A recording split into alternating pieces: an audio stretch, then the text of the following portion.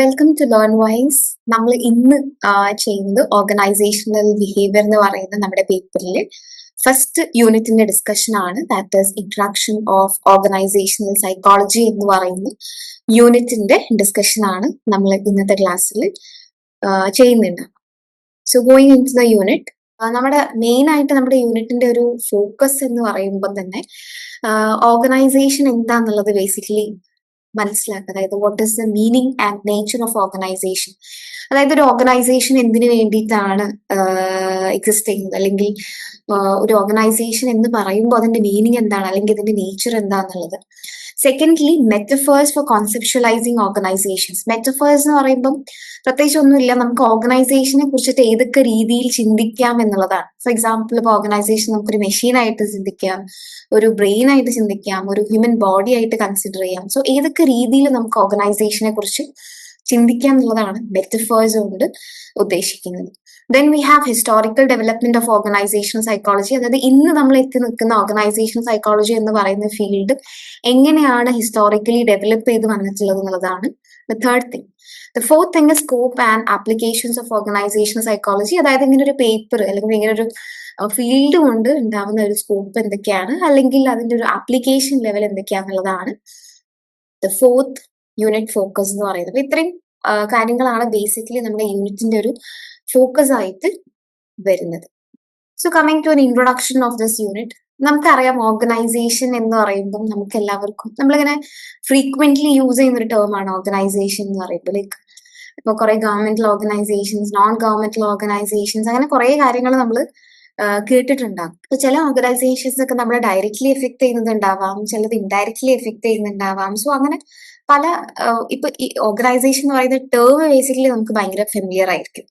ഈ പറയുന്ന പോലെ governmental, non governmental, political organisation, educational organisation. ഇപ്പൊ നമ്മൾ ജസ്റ്റ് ഒരു എക്സാമ്പിൾ പറയുകയാണെങ്കിൽ സ്കൂള് ആ തരത്തിലുള്ളൊരു ഓർഗനൈസേഷനാണ്. അത് നമ്മൾ ഡയറക്ട്ലി, ഇപ്പൊ നമ്മളൊരു കുട്ടിയാണ് അല്ലെങ്കിൽ നമ്മളൊരു കോളേജ് ഗോയിങ് സ്റ്റുഡന്റ് ആണെങ്കിൽ ഒബ്വിയസ്ലി കോളേജ് നമ്മളെ ഡയറക്ട്ലി എഫക്ട് ചെയ്യുന്ന ഒരു ഓർഗനൈസേഷൻ ആണ്.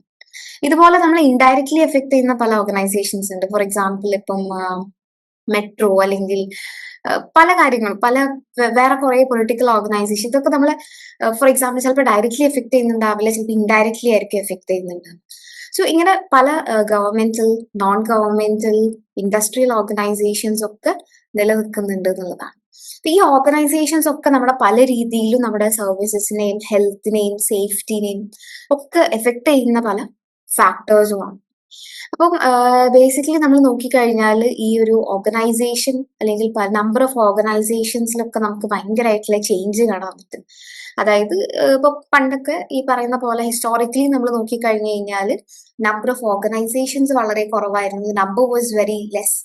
അതുപോലെ തന്നെ ഇപ്പൊ നമ്മൾ നോക്കിക്കഴിഞ്ഞാൽ ഡൈവേഴ്സ് ഓർഗനൈസേഷൻസ് ഉണ്ട്. ഇപ്പൊ എഡ്യൂക്കേഷൻ റിലേറ്റഡ് ആയിട്ടുള്ളതുണ്ട്, അല്ലെങ്കിൽ ഹെൽത്ത് കെയർ റിലേറ്റഡ് ആയിട്ടുള്ളതുണ്ട്. പുതിയ പുതിയ ഓർഗനൈസേഷൻസ് ലൈക് ഓരോ ദിവസവും വെച്ചിട്ട് ഇൻക്രീസ് ചെയ്യുന്നതായിട്ട് നമുക്ക് കാണാൻ പറ്റും. സോ ആ ഒരു നമ്പർ, സൈസ്, ഡൈവേഴ്സിറ്റി, കോംപ്ലെക്സിറ്റി ഒക്കെ നമുക്ക് ഇൻക്രീസ് ചെയ്യുന്നതായിട്ട് കാണാൻ പറ്റും. സോ അത്രയും ഇമ്പോർട്ടന്റ് ആയിട്ട് മാറിക്കൊണ്ടിരിക്കുകയാണ് ഓർഗനൈസേഷൻ എന്ന് പറയുന്നത്. സോ ഈ ഒരു പേപ്പറിൽ, നമ്മൾ ഓർഗനൈസേഷൻ സൈക്കോളജി എന്ന് പറയുന്ന ഒരു പേപ്പറിൽ ബേസിക്കലി നമ്മൾ എന്താണ് ഓർഗനൈസേഷൻ, അല്ലെങ്കിൽ ഇത് സൈക്കോളജിക്കലി നമുക്ക് ഏതൊക്കെ പ്രിൻസിപ്പിൾസ് തിയറീസ് ഇതിൽ ഇമ്പോർട്ടന്റ് ആണ്, ഈ കാര്യങ്ങളൊക്കെ നമ്മൾ ഈ ഒരു പേപ്പറിൽ നോക്കുന്നുണ്ടാവും. So basically this is an overview about what is an organisation. Okay, organisation എന്ന് പറയുമ്പോൾ നമ്മൾ ജസ്റ്റ് ഒന്ന് പെരിഫറലി പറഞ്ഞു എന്ന് മാത്രമേ ഉള്ളൂ. ഓർഗനൈസേഷൻസ് നമ്മൾ ഡയറക്ട്ലിയും ഇൻഡയറക്ട്ലി ഒക്കെ എഫക്ട് ചെയ്യാം, നമ്പർ ഓഫ് ഓർഗനൈസേഷൻസ് ഇൻക്രീസ് ചെയ്തു എന്നുള്ളൊരു കാര്യമൊക്കെ. Coming to the learning outcomes, നമ്മൾ കൂടുതലായിട്ടും ഈ ഒരു യൂണിറ്റ് കംപ്ലീറ്റ് ആക്കുമ്പോഴേക്കും നമുക്ക് അറിഞ്ഞിരിക്കേണ്ട കാര്യങ്ങൾ എന്ന് പറയുന്നത് എന്തൊക്കെയാണ് ഒരു ഓർഗനൈസേഷന്റെ ക്യാരക്ടറിസ്റ്റിക്സ്. സെക്കൻഡ്ലി, എന്തൊക്കെ മെറ്റഫേഴ്സ് നമുക്കൊരു ഓർഗനൈസേഷനെ ഡിസ്ക്രൈബ് ചെയ്യാൻ വേണ്ടിയിട്ട് യൂസ് ചെയ്യാം. മെറ്റഫേഴ്സ് എന്ന് പറയുമ്പോൾ ഈ പറഞ്ഞ പോലെ ഏതൊക്കെ രീതിയിൽ നമുക്കൊരു ഓർഗനൈസേഷനെ കുറിച്ച് ചിന്തിക്കാം എന്നുള്ളത്.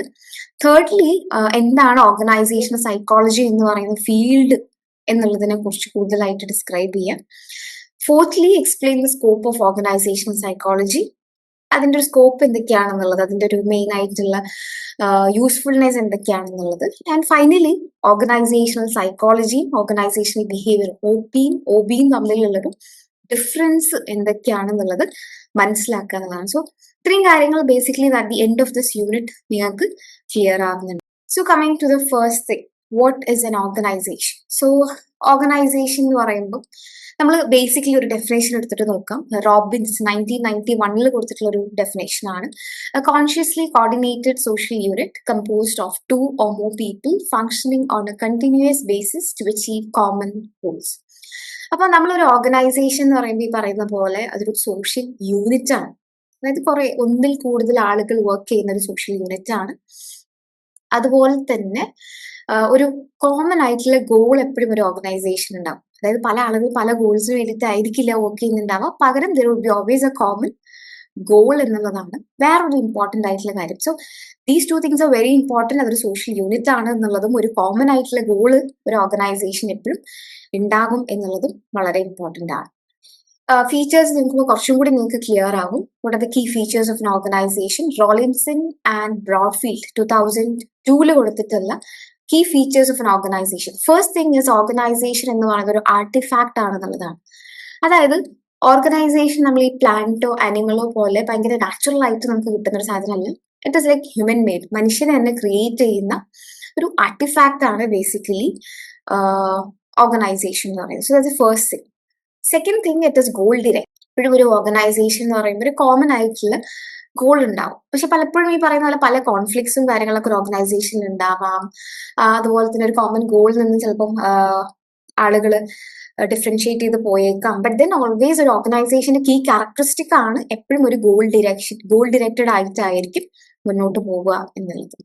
Then it is A social entity. അതായത് രണ്ടിൽ കൂടുതൽ ആളുകൾ കൂടിച്ചേർന്നിട്ടുണ്ടാവുന്നതാണ് ഒരു organisation. So basically it is A social entity.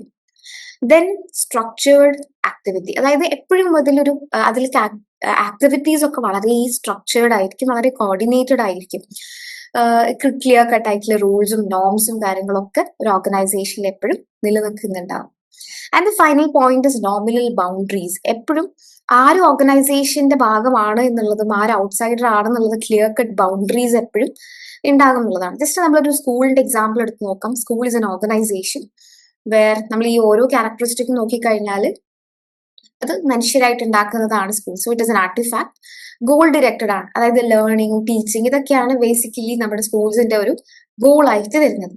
Then it's A social entity. Social entity എന്ന് പറയുമ്പോൾ കുറെ ആളുകൾ കൂടിച്ചേർന്നിട്ട്, അല്ലെങ്കിൽ കുറെ ആളുകൾ ഉണ്ടാവും, സ്റ്റുഡൻസ് ഉണ്ടാവാം, ടീച്ചേഴ്സ് ഉണ്ടാവും. സോ ഇറ്റ്സ് സോഷ്യൽ എൻറ്റിറ്റി എന്നുള്ളത് ഓൾവേസ് ഒരു സ്ട്രക്ചേർഡ് ആക്ടിവിറ്റി ഉണ്ടാവും. അതായത് രാവിലെ ബെല്ലടിക്കുന്നു, അല്ലെങ്കിൽ ഈവനിങ്ങിൽ ഒരു ആഫ്റ്റർനൂൺ ആകുമ്പോൾ ക്ലാസ് വിടുന്നു. So always there is a structured time table. അങ്ങനെ കുറെ കാര്യങ്ങൾ സ്ട്രക്ചേർഡ് ആയിട്ടായിരിക്കും അതിൽ പോകുന്നുണ്ടാവും. Then there is always a nominal boundary. Nominal boundary ആരവിടെ വർക്ക് ചെയ്യുന്നു എന്നുള്ളതും ഓർഗനൈസേഷന്റെ ഭാഗമായിട്ടിരിക്കുന്നു എന്നുള്ളതും ആര് ഔട്ട്സൈഡർ ആണെന്നുള്ളതും തമ്മിലൊരു ക്ലിയർ കട്ട് ബൗണ്ടറി അവിടെ എക്സിസ്റ്റ് ചെയ്യുന്നുണ്ടാവും. So this is all about what is an organisation. അതിന്റെ ഒരു റോബിൻസ് 1991 കൊടുത്തിട്ടുള്ള ഡെഫിനേഷൻ നമ്മൾ ജസ്റ്റ് ഒന്ന് go through ചെയ്തു. And also we had a look at the key features of organizations. Now coming to the second thing, organizational metaphors. Morgan 1986 പറഞ്ഞിട്ടുള്ള ഒരു term ആണ് ഈ ഓർഗനൈസേഷണൽ മെറ്റഫേഴ്സ് എന്ന് പറയുന്നത്. സോ ബേസിക്കലി മെറ്റഫേഴ്സ് എന്ന് പറയുമ്പോൾ പ്രത്യേകിച്ച് ഒന്നുമില്ല, നമുക്ക് ഓർഗനൈസേഷനെ കുറിച്ചിട്ട് ഏതൊക്കെ രീതിയിൽ ചിന്തിക്കാം എന്നുള്ളതാണ് മെറ്റഫേഴ്സ് കൊണ്ട് ഉദ്ദേശിക്കുന്നത്. സോ ഈ ഒരു ഭാഗം വളരെ ഇമ്പോർട്ടന്റ് ആണ്. നമ്മൾ ക്വസ്റ്റ്യൻസ് ഒക്കെ നോക്കിക്കഴിഞ്ഞാൽ ഈ ഓർഗനൈസേഷണൽ മെറ്റഫേഴ്സിനെ കുറിച്ച് ലോങ് എസ്സേ ടൈപ്പ് ചോദ്യങ്ങൾ ഫ്രീക്വന്റ് ആയിട്ട് ഓരോ ഇയറിലും വന്നിട്ടുണ്ട്. സോ മെറ്റഫേഴ്സ് എന്ന് പറയുന്നത് ഓർഗനൈസേഷനെ കുറിച്ചിട്ട് നമുക്ക് ഏതൊക്കെ രീതിയിൽ ചിന്തിക്കാം എന്നുള്ളതാണ് ബേസിക്കലി ഓർഗനൈസേഷണൽ മെറ്റഫേഴ്സ് കൊണ്ട് ഉദ്ദേശിക്കുന്നത്. So there are 8 metaphors. First one is organizations as machines. Organizations as machines കൊണ്ട് ഉദ്ദേശിക്കുന്നത് ഒരു ഓർഗനൈസേഷൻ നമ്മൾ മെഷീൻ ആയിട്ട് വ്യൂ ചെയ്യാം, അല്ലെങ്കിൽ ആ ഒരു രീതിയിൽ തിങ്ക് ചെയ്യുകയാണെങ്കിൽ എങ്ങനെയായിരിക്കും, ആ ഒരു മെറ്റഫറാണ് ബേസിക്കലി ഓർഗനൈസേഷൻ as മെഷീൻ എന്ന് പറയുന്ന ഒരു മെറ്റഫർ കൊണ്ട് ഉദ്ദേശിക്കുന്നത്. സോ മെഷീൻ എങ്ങനെയാണ്, വളരെ സ്ട്രക്ചേർഡ് ആയിരിക്കും, ഭയങ്കര പ്രിസൈസ് ആയിരിക്കും, എല്ലാ കാര്യങ്ങളും ഭയങ്കര ഓർഡർലി ആയിട്ടായിരിക്കും ചെയ്യുന്നുണ്ടാവും. സോ അതുപോലെയാണ് ഒരു ഓർഗനൈസേഷൻ എന്ന് പറയുന്നതാണ് ഓർഗനൈസേഷൻ ആസ് മെഷീൻ എന്ന് പറയുന്നത്. സോ ബേസിക്കലി നോക്കുമ്പോൾ ഓക്കെ, വളരെ നല്ലൊരു മെറ്റഫറാണ്. അതായത് ഓർഗനൈസേഷൻ അത്രയും സ്ട്രക്ചേർഡ് ആയിട്ടുള്ള ഒരു കാര്യമായിട്ടാണ് പറയുന്നത്. പക്ഷെ ഈ പറയുന്ന പോലെ വളരെ സ്ട്രക്ചേർഡ് ആണ്, കൃത്യമായിട്ടുള്ള ഗോൾസും കാര്യങ്ങളൊക്കെ ഉണ്ടാവും, വളരെ എഫിഷ്യന്റ് ആയിരിക്കും. ആസ് മെഷീൻ എന്ന് പറയുമ്പോൾ തന്നെ വളരെ എഫിഷ്യന്റ് ആയിരിക്കും, വളരെ പ്രിസൈസ് ആയിരിക്കും.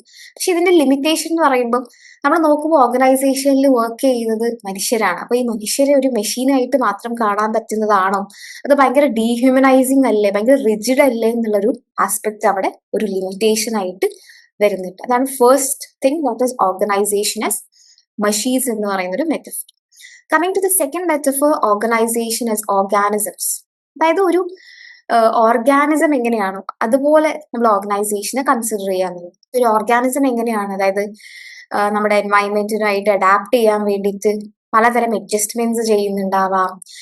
ആൻഡ് എപ്പോഴും ഭയങ്കര അഡാപ്റ്റബിൾ ആയിരിക്കും. അതായത് ഇപ്പൊ മാറുന്ന കാലാവസ്ഥയ്ക്ക് അനുസരിച്ച് മനുഷ്യൻ മാത്രമല്ല എല്ലാ ഓർഗാനിസംസും മാറുന്നുണ്ടാവും. ലൈക് സ്വിച്ച് അല്ലെങ്കിൽ ഭയങ്കര അഡാപ്റ്റബിൾ ആണ്.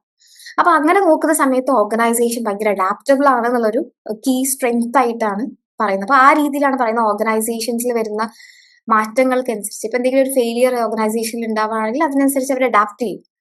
അതല്ല നല്ല ഉയർച്ച ഉണ്ടാവുകയാണെങ്കിൽ അതിനനുസരിച്ച് അവർ ആ രീതിയിൽ അവർ അപ്ലിഫ്റ്റ്മെന്റ് നടന്നുകൊണ്ടേയിരിക്കും. സോ ആ രീതിയിൽ ഭയങ്കര അഡാപ്റ്റബിൾ ആണ് ഒരു ഓർഗാനിസം. എങ്ങനെയാണോ അഡാപ്റ്റബിൾ ആവുന്നത്, എൻവയൺമെന്റ് ആയിട്ട് എങ്ങനെയാണോ സ്വിച്ച് ചെയ്യുന്നത്, അതുപോലെ ഭയങ്കര അഡാപ്റ്റബിൾ ആയിട്ടുള്ള ഒരു കാര്യമായിട്ടാണ് ഓർഗനൈസേഷൻസ് ഓർഗാനിസത്തിൽ പറയുന്നത്. പക്ഷെ അവിടെയും ഉണ്ടാകുന്ന ഒരു ലിമിറ്റേഷൻ എന്ന് പറയുന്നത്, നമുക്കറിയാം ഒരു ബോഡി എന്ന് പറഞ്ഞാൽ എപ്പോഴും ഒരു യൂണിഫോയിഡ് ആയിട്ട് അല്ലെങ്കിൽ ഒരു എപ്പോഴും ഒരു കോമൺ ഗോളിന് വേണ്ടിയിട്ടാണ് ആക്ട് ചെയ്യുന്നത്. അതായത് ബോഡി ഒരു ഇക്വിലിബ്രിയത്തിൽ മെയിൻറ്റെയിൻ ചെയ്യുക, അല്ലെങ്കിൽ ഒരു ഹോമിയോസ്റ്റസിസ് മെയിൻറ്റെയിൻ ചെയ്യുക. നമുക്ക് വിശക്കുന്ന സമയത്ത് നമ്മൾ ഫുഡ് കഴിക്കും. അപ്പം എപ്പോഴും ബോഡി ഒരു ഇക്വിലിബ്രിയത്തിലാണ് ബോഡി നമ്മൾ ഹോൾ ബോഡീനെ കൊണ്ടുപോകുന്നത്. പക്ഷെ ഓർഗനൈസേഷൻ എപ്പോഴും അങ്ങനെ ആവണം എന്നില്ല. സോ അതൊരു ലിമിറ്റേഷൻ ആണ്. ബേസിക്കലി ആളുകൾ തമ്മിൽ കോൺഫ്ലിക്റ്റുകൾ ഉണ്ടാവാം, എപ്പോഴും ഒരു യൂണിറ്റ് ഉണ്ടായിക്കൊള്ളണം എന്നില്ല. സോ അത് ഒരു ലിമിറ്റേഷൻ ആണ് എന്നുള്ളതാണ്. Thirdly we have organisations as brains. അതായത് നമ്മളെ ബ്രെയിൻ എന്ന് പറയുമ്പോൾ എങ്ങനെയാണ് ഭയങ്കര ഫ്ലെക്സിബിൾ ആയിട്ട് ഭയങ്കര ക്രിയേറ്റീവ് ആയിട്ടൊക്കെ ചിന്തിക്കുന്ന ഒരു പാർട്ടാണ് നമ്മുടെ ബ്രെയിൻ എന്ന് പറയുന്നത്. പക്ഷെ ഒരു ഓർഗനൈസേഷനെ നമുക്കൊരു ബ്രെയിൻ ആയിട്ട് സങ്കല്പിക്കാൻ ഉള്ളതാണ് third metaphor, organisation as brains. അങ്ങനെ നോക്കുന്ന സമയത്തൊക്കെ ഓർഗനൈസേഷൻ ഭയങ്കര ഓട്ടോണമസ് ആണ്, സ്വന്തമായിട്ട് തീരുമാനങ്ങളൊക്കെ എടുത്തിട്ട് മുന്നോട്ട് പോകാൻ പറ്റുന്ന ഒരു ഹോളിസ്റ്റിക് സിസ്റ്റം ആയിട്ട് നമുക്ക് ഓർഗനൈസേഷനെ കാണാൻ പറ്റും. അപ്പൊ ഈ പറയുന്ന പോലെ നമ്മുടെ ബ്രെയിൻ ഈ പറയുന്ന പോലെ ചിലപ്പോൾ ചില കാര്യങ്ങൾ ചെയ്യുമ്പോൾ മിസ്റ്റേക്ക് ഉണ്ടാവും. അഗെയിൻ നമ്മൾ അതിന് പഠിക്കും, പാഠങ്ങൾ ഉൾക്കൊള്ളും, പുതിയ കാര്യങ്ങൾ പിന്നെയും പഠിക്കും. സോ അങ്ങനെ നോക്കുന്ന സമയത്ത് വളരെ ഒരു വളരെ നല്ല കാര്യമായിട്ടാണ് പറയുന്നത്. നമ്മൾ ഓർഗനൈസേഷന്റെ ഭാഗമാകുന്ന സമയത്ത് പല കാര്യങ്ങളും പഠിച്ച് പഠിച്ച് പഠിച്ച് പഠിച്ച് മുന്നോട്ട് പോകുന്നു എന്നുള്ളത്. പക്ഷേ അതിന്റെ ഒരു ലിമിറ്റേഷൻ ആയിട്ട് പറയുന്നത് ഈ പറയുന്ന പോലെ ഇതൊരു വളരെ സ്ലോ ആയിട്ടുള്ള ഭയങ്കരമായിട്ടുള്ള കൾച്ചറൽ ചേഞ്ച് ഒക്കെ ആവശ്യമായിട്ടുള്ള ഒരു സാധനമാണ്. അതായത് പല ആളുകളും ഒരു ഓർഗനൈസേഷനിൽ പല കൾച്ചറിൽ നിന്ന് വരുന്ന ആളുകളായിരിക്കും. അപ്പം അത് ഈ പറഞ്ഞ പോലെ ഇത്രയും ഓട്ടോണമസ് ആവോ, എല്ലാവരും ഒരുപോലെ നിന്നിട്ട് ചിന്തിക്കുവോ, അവിടെ ഒരു ഭയങ്കര കൾച്ചറൽ ആയിട്ടുള്ള മാറ്റങ്ങൾ, പല കൾച്ചറിൽ നിന്ന് വരുന്ന ആളുകൾ വരുന്ന സമയത്ത് അവിടെ പ്രശ്നങ്ങൾ ഉണ്ടാവില്ലേ എന്നൊക്കെ ഉള്ളൊരു ചോദ്യചിഹ്നം അവിടെ എക്സിസ്റ്റ് ചെയ്യുന്നുണ്ട് എന്നുള്ളതാണ്. So that is the third metaphor, organisations as brains. Fourth one, organisations as culture. Culture എന്ന് പറഞ്ഞാൽ എന്താണ്, നമ്മൾ ഹോൾഡ് ചെയ്യുന്ന കോമൺ ആയിട്ടുള്ള നമ്മുടെ വിശ്വാസങ്ങൾ, റിച്വൽസ്, എസെംഷൻസിനൊക്കെയാണ് കൾച്ചർ എന്ന് പറയാം. അപ്പം ഒരു ഓർഗനൈസേഷൻ ഒരു കൾച്ചർ ആയിട്ട് കാണുന്ന സമയത്ത് ഈ പറയുന്ന പോലെ ആളുകൾ എല്ലാവരും ഒരേ കൾച്ചറിൽ നിന്ന് വരുന്നു, ഒരേ തരത്തിലുള്ള വിശ്വാസങ്ങൾ ഹോൾഡ് ചെയ്യുന്നു, ഒരേ തരത്തിലുള്ള ട്രഡീഷൻസ്, റിച്വൽസ് ഒക്കെ ക്യാരി ഓൺ ചെയ്യുന്നു എന്നുള്ളത് അങ്ങനെ നോക്കുമ്പോൾ വളരെ പോസിറ്റീവ് ആണ്. ബട്ട് ദെൻ ഈ പറയുന്ന പോലെ പല ആളുകൾ പല സൈഡിൽ നിന്ന് വരുന്നതാണ്, പല ഐഡന്റിറ്റീസും ആയിട്ട് വരുന്നതാണ്. സോ അത്രയും ഭയങ്കര യൂണിഫൈഡ് ആയിട്ടുള്ള ഒരു കൾച്ചർ ശരിക്കും നമുക്ക് കാണാൻ പറ്റില്ല. അതൊരു വലിയ ലിമിറ്റേഷൻ ആണ്. ഇതിനുള്ളിൽ തന്നെ പല സബ് കൾച്ചേഴ്സ് ഉണ്ടാവാം, ഓരോ ആളുകൾ ഗ്രൂപ്പായിട്ട് നിൽക്കുന്നുണ്ടാവാം. സോ അങ്ങനെ കുറെ ഡിഫറൻസിയേഷൻസ് നമുക്ക് കാണാൻ പറ്റും. സോ അതൊരു ലിമിറ്റേഷൻ ആണ്. സ്ട്രെങ്ത് നോക്കുമ്പോൾ ഓക്കെയാണ്, നമ്മൾ അങ്ങനെ നോക്കുന്ന സമയത്ത് ഒറ്റ കൾച്ചർ ആയിട്ട് ഒരു ഓർഗനൈസേഷൻ നിൽക്കുന്നു എന്ന് പറയുന്നത് it's very positive. But basically നമുക്ക് അങ്ങനെ കാണാൻ പറ്റില്ല എന്നുള്ളത്. Then we have organisations S political systems. നമുക്കറിയാം ഒരു പൊളിറ്റിക്കൽ സിസ്റ്റം എന്ന് പറയുമ്പം ഭയങ്കര ഒരു പവർ സ്ട്രക്ചറും അതേപോലെ കോൺഫ്ലിക്റ്റും പല ആളുകൾക്കും പലതരം ഒപ്പോസിങ് ആയിട്ടുള്ള ഇൻട്രസ്റ്റുകളൊക്കെ ഉള്ളൊരു സ്ഥലമാണ് പൊളിറ്റിക്കൽ സിസ്റ്റം എന്ന് പറയുന്നത്. ഇപ്പൊ ഓർഗനൈസേഷനെ ആ രീതിയിൽ നമുക്ക് വേണമെങ്കിൽ കാണാം എന്നുള്ളതാണ്. സോ അതൊരു പോസിറ്റീവ് സാധനമാണ്. അതായത് ഈ പറയുന്ന പോലെ ഒരു ഓർഗനൈസേഷനിൽ ഈ പറയുന്ന പോലെ എപ്പോഴും ആളുകൾ ഭയങ്കര യൂണിഫൈഡ് ആയിട്ടൊന്നും ആയിരിക്കില്ല നിൽക്കുന്നുണ്ടാവാം. അതിൻ്റെതായിട്ടുള്ള ഒരു പൊളിറ്റിക്സ് അവിടെ എപ്പോഴും എക്സിസ്റ്റ് ചെയ്യുന്നുണ്ട്. So that is a positive thing or key strength.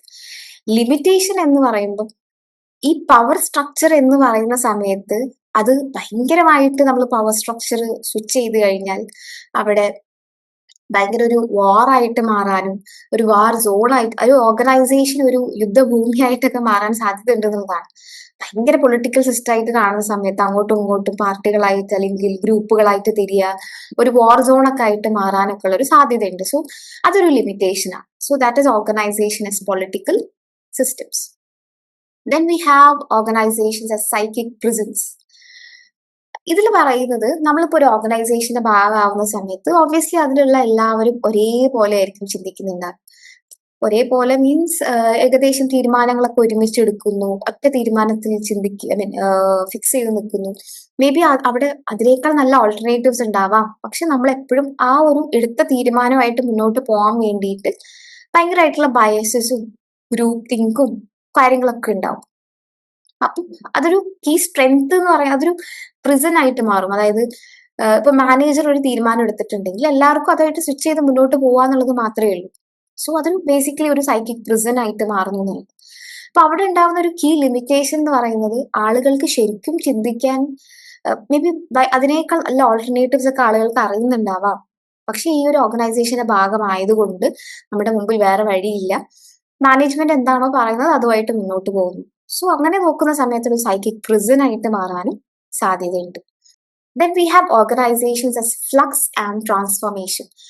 അതായത് ഓർഗനൈസേഷൻ എന്ന് പറയുമ്പോൾ കോൺസ്റ്റന്റ്ലി ഭയങ്കര മാറ്റങ്ങളും പല എന്താ പറയുക പ്രശ്നങ്ങളൊക്കെ റേസ് ചെയ്യുന്ന ഒരു സ്ഥലമായിട്ട് ഓർഗനൈസേഷൻ വ്യൂ ചെയ്യുന്നത്. അതായത് ഓർഗനൈസേഷൻ എന്ന് പറഞ്ഞാൽ എപ്പോഴും ട്രാൻസ്ഫോം ചെയ്തുകൊണ്ടിരിക്കുന്ന ഒരു ചേഞ്ച് ചെയ്തുകൊണ്ടിരിക്കുന്ന ഒരു കാര്യമായിട്ടാണ് പറയുന്നത്.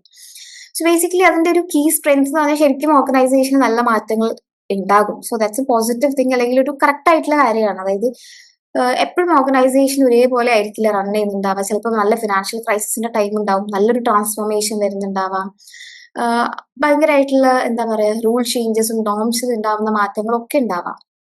പക്ഷെ ഇതിലുണ്ടാവുന്ന ഒരു ലിമിറ്റേഷൻ എന്ന് പറയുമ്പോൾ ഓർഗനൈസേഷൻ നമ്മൾ ഇങ്ങനെ ഒരു ട്രാൻസ്ഫോർമേഷൻ എപ്പോൾ വേണമെങ്കിലും മാറാൻ പറ്റുന്ന ഒരു സാധനം എന്നുള്ള രീതിയിൽ വ്യൂ ചെയ്യുന്ന സമയത്ത് അപ്പൊ ഓർഗനൈസേഷൻ ഒരു എന്താ പറയാ ഭയങ്കര ഫ്ലെക്സിബിൾ ആയിട്ടുള്ള സാധനമായിട്ട് കാണുമ്പോൾ ഓർഗനൈസേഷൻ ഒരു അടിത്തറ ഇല്ല, അല്ലെങ്കിൽ എന്താ പറയാ ഒരു ക്ലിയർ കട്ട് ആയിട്ടുള്ള ഒരു ആക്ഷൻ പ്ലാൻ നമുക്ക് എടുക്കാൻ പറ്റാത്തൊരവസ്ഥ വരും. ലൈക്ക് ഏത് നിമിഷമാണെങ്കിലും ഓർഗനൈസേഷനിൽ വലിയ വലിയ മാറ്റങ്ങൾ വരാം.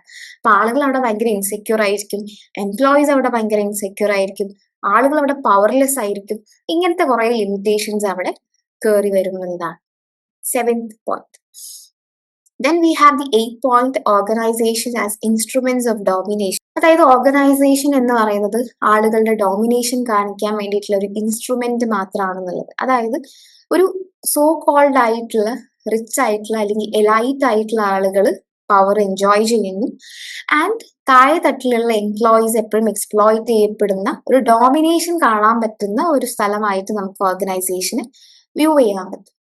അത് സത്യത്തിൽ ഒരു പരിധി വരെ മേ ബി നമുക്ക് കറക്റ്റ് ആണെന്ന് പറയാം. ഈ പറയുന്ന പോലെ എപ്പോഴും ഒരു ഇൻഇക്വാലിറ്റി ഓർഗനൈസേഷൻ എക്സിസ്റ്റ് ചെയ്യുന്നുണ്ടാവും, ഒരു പവർ സ്ട്രക്ചർ എക്സിസ്റ്റ് ചെയ്യുന്നുണ്ടാവും. സോ അങ്ങനെ നോക്കുന്ന സമയത്ത് അത് വളരെ കറക്റ്റ് ആണ്. അതിന്റെ ഒരു ലിമിറ്റേഷൻ എന്ന് പറയുമ്പോൾ ഓർഗനൈസേഷന്റെ വേറെ കുറെ പോസിറ്റീവ് ആസ്പെക്ട്സ് ഉണ്ട്. ചിലപ്പം ഒരു ഓർഗനൈസേഷനിൽ വർക്കേഴ്സ് വളരെ ഹാപ്പി ആയിട്ട് മുന്നോട്ട് പോകുന്ന ആളുകൾ ഉണ്ടാവാം, ഒരു ഫാമിലി പോലെ മുന്നോട്ട് പോകുന്ന ആളുകൾ ഉണ്ടാവാം. സോ അങ്ങനത്തെ കുറെ പോസിറ്റീവ് ആസ്പെക്ട്സിനെ അത് അണ്ടർമൈൻ ചെയ്യുന്നു എന്നുള്ളതാണ് അതിന്റെ ഒരു ലിമിറ്റേഷൻ ആയിട്ട് പറയാനായിട്ടുള്ളത്. സോ ഇതാണ് ബേസിക്കലി നമ്മുടെ 8 ആർട്ടിഫാക്ട്സ് എന്ന് പറയുന്നത്, ഓർ 8 ആർട്ടിഫാക്ട്സ് അല്ല, സോറി, മെറ്റഫേഴ്സ് പറയുന്നത്. സോ എക്സാം പോയിന്റ് ഓഫ് വ്യൂവിൽ അത് വളരെ ഇമ്പോർട്ടന്റ് ആണ്. ഏതൊക്കെയാണ് മെറ്റഫേഴ്സ് എന്നുള്ളത്? ഓർഗനൈസേഷൻ ആസ് മെഷീൻസ്, ഒരു മെഷീനുമായിട്ട് ഓർഗനൈസേഷനെ താരതമ്യം ചെയ്യുന്നു, ഒരു ഓർഗാനിസം ആയിട്ട് താരതമ്യം ചെയ്യുന്നു. എല്ലാത്തിലും അതിന്റെ സ്ട്രെങ്ത്തും ലിമിറ്റേഷനും എന്താന്നുള്ളത് ജസ്റ്റ് ഒന്ന് ഓർത്ത് വെക്കുക. Organization as brains, organization as culture, organization as political system, organization as psychic prisons, organization as flux and transformation, and finally organization as instruments of domination എന്ന് പറയുന്നത് 8 മെറ്റഫേഴ്സ് ആണ് ബേസിക്കലി വരുന്നത്. അടുത്ത നമ്മുടെ ടോപ്പിക് ആണ് what is organisational psychology. So Jakes 2002 കൊടുത്തിട്ടുള്ള ഒരു definition ആണ്. ഓർഗനൈസേഷണൽ സൈക്കോളജി എന്ന് പറയുന്നത് നമ്മുടെ ഇൻഡിവിജ്വലിനെ കുറിച്ചിട്ട്, അല്ലെങ്കിൽ ഒരു ഫോർമൽ ആയിട്ടുള്ള ഒരു ഓർഗനൈസേഷണൽ സെറ്റിംഗിൽ അതിലുള്ള ഇൻഡിവിജ്വൽസിനെ കുറിച്ചിട്ടും ഗ്രൂപ്പ് ബിഹേവിയറിനെ കുറിച്ച് പഠിക്കുന്നതാണ് ഓർഗനൈസേഷണൽ സൈക്കോളജി. അതിന്റെ ഒരു സയന്റിഫിക് സ്റ്റഡീനെയാണ് നമ്മൾ ഓർഗനൈസേഷണൽ സൈക്കോളജി എന്ന് പറയുന്നത്. ഫോർ എക്സാമ്പിൾ, ഇപ്പൊ നമ്മളൊരു സ്കൂളാണെങ്കിൽ സ്കൂൾ ഒരു ഓർഗനൈസേഷൻ ആണ്. സോ അവിടെയുള്ള പല ടീച്ചേഴ്സ് ഉണ്ട്, പല കുട്ടികളുണ്ട്. അപ്പൊ അവിടെയുള്ള ഇൻഡിവിജ്വൽസിനെ കുറിച്ച് നമ്മൾ പഠിക്കുന്നു, അവിടെയുള്ള ഗ്രൂപ്പ്സിനെ കുറിച്ച് നമ്മൾ പഠിക്കുന്നു. ഇതിനെയാണ് ബേസിക്കലി ഓർഗനൈസേഷണൽ സൈക്കോളജി എന്ന് പറയുന്നത്. അപ്പൊ ഇതിനെപ്പോഴും നമ്മൾ ഭയങ്കര സയന്റിഫിക് ആയിട്ടുള്ള അപ്രോച്ച് ആയിരിക്കും നമ്മൾ എടുക്കുന്നുണ്ടാവും അതിനെക്കുറിച്ച് കൂടുതൽ പഠിക്കാൻ വേണ്ടിയിട്ട്. ആൻഡ് അതിനെക്കുറിച്ച് കൂടുതൽ മനസ്സിലാക്കുന്ന സമയത്ത്, അതായത് ഈ പറയുന്ന പോലെ നമ്മളിപ്പോ ഒരു ഓർഗനൈസേഷനെ കുറിച്ച് പഠിക്കുന്ന സമയത്ത് മനസ്സിലാക്കുകയാണ് ടീച്ചേഴ്സ് തമ്മിൽ ഭയങ്കരമായിട്ടുള്ള കോൺഫ്ലിക്റ്റ് ഉണ്ട്, സ്കൂളിൽ ടീച്ചേഴ്സ് തമ്മിൽ ഭയങ്കരമായിട്ടുള്ള ഗ്രൂപ്പിസം കോൺഫ്ലിക്റ്റ് ഉണ്ട് എന്നുള്ളത്. സോ അത് ഒഴിവാക്കുകയാണെങ്കിൽ ചിലപ്പോൾ കുറച്ചുകൂടി ഓർഗനൈസേഷന്റെ എഫക്റ്റീവ്നെസ് കൂട്ടാൻ പറ്റും.